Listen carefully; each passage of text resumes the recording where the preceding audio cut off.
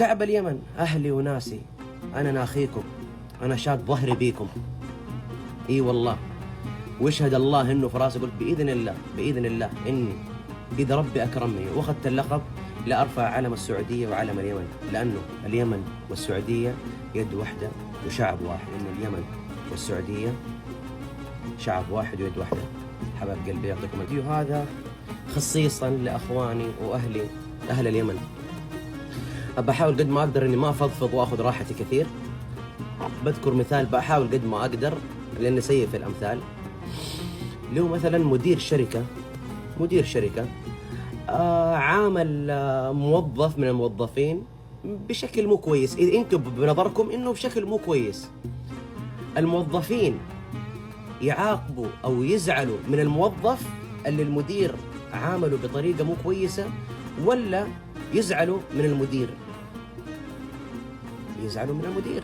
يا جماعة الخير، أنا متسابق في ذا فويس زي أحمد العوادي، زي أي متسابق. أحمد العوادي اختار نصيف، أنا اخترت أحمد سعد، فلان الفلاني اختار رحمة رياض.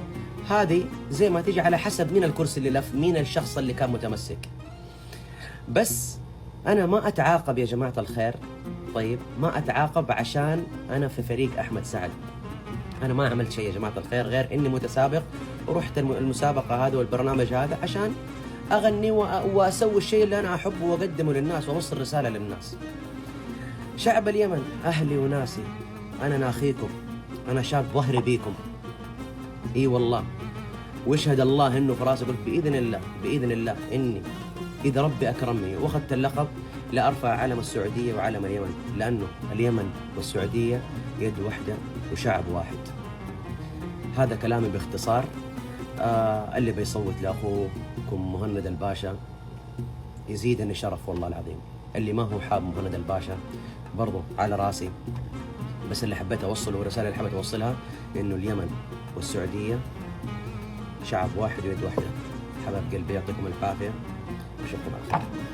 تبصروا الفنانين كلهم في جنات عدسة الفن مع الأستاذ والإعلامي وليد الرزيقي. عدسة الفن بوابة الجاي يكون فيه الاشتراك وضغط اللايك، إن شاء الله تدعمون اللايك.